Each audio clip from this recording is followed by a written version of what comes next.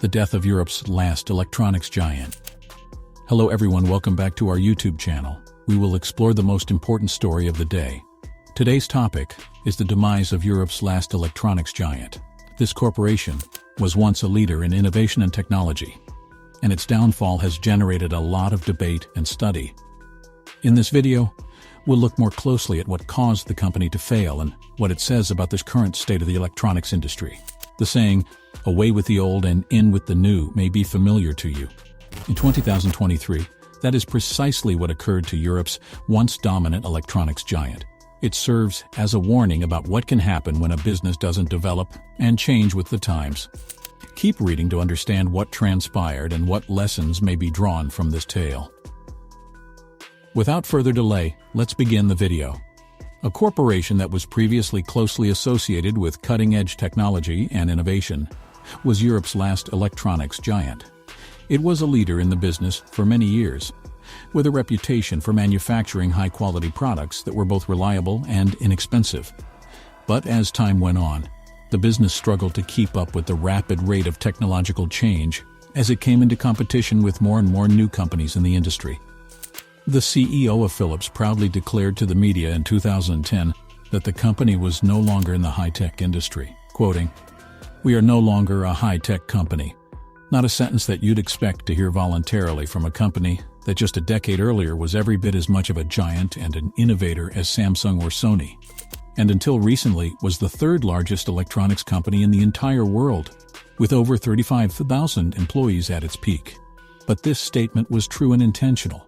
The company that once dominated the company that arguably gave rise to a large portion of the semiconductor industry, including industry giants like ASML and Taiwan's TSMC, as well as almost every major physical media format, from the compact cassette to the CD, the DVD, and the Blu-ray, has indeed turned into an insignificant shell of its former self by the 2010s. For example, I use a Phillips vacuum cleaner at home, a Phillips electric razor to shave my beard, and a Philips Amplight TV at my parents' house. Philips still strikes me as somewhat of an electronics titan. Philips-branded televisions, however, this strength is primarily focused on DVD players. Loudspeakers, radios, coffee makers, and others are still rather widespread. The only two consumer-facing product lines that Philips produces are lighting and televisions, which doesn't just mean that they outsource their manufacturing. Instead, the company has given up on the entire electronics industry and has sold off pieces of its business to rivals, mostly in Asia. They then simply gave these rivals the rights to continue using their name.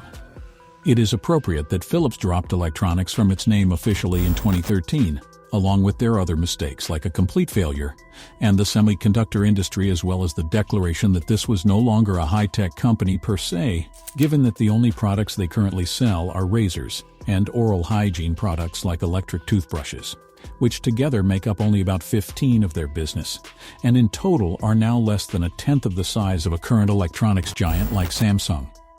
Now I will tell you about the amazing history of Philips. Stay tuned and watch till the end. In 1891, Frederick Phillips and his son Gerard established Philips & Co. in Eindhoven, Netherlands. The two quickly came up with a radical but timely idea: affordable, dependable electric incandescent light bulbs.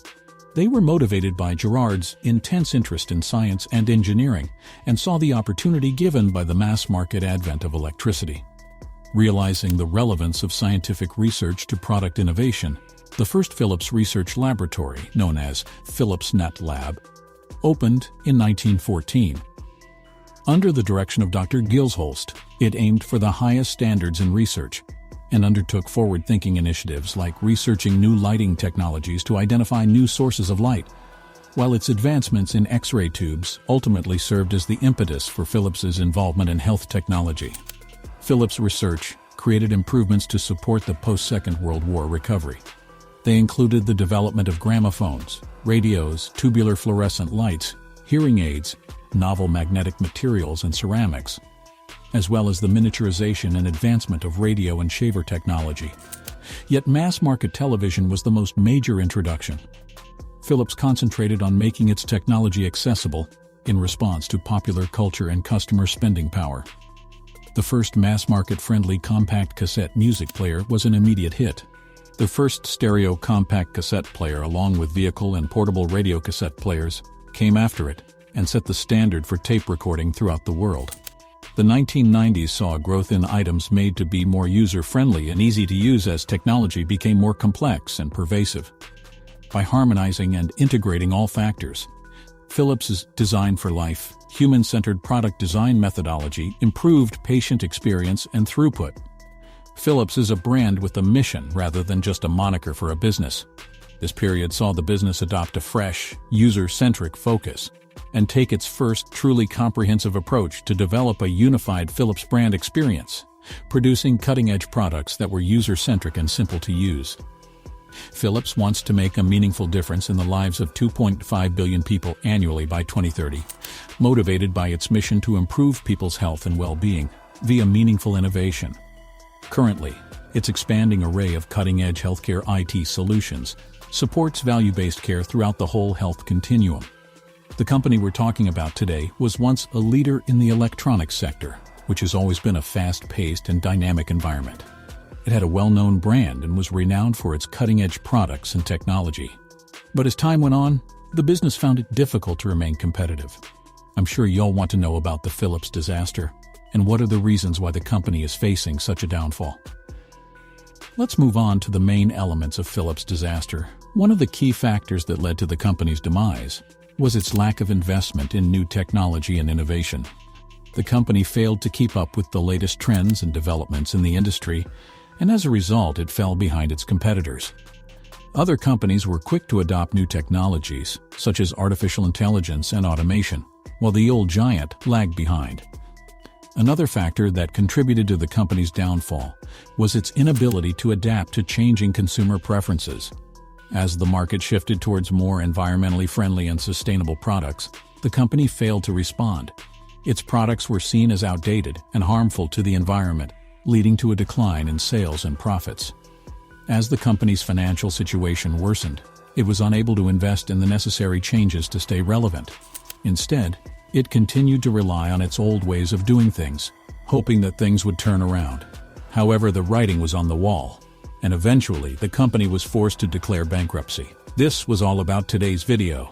See you soon in the next video. If you enjoyed this video, we would love to hear how much you enjoyed it. Feel free to leave a comment. Be sure to subscribe to the channel so that you can see more awesome videos like this in the future.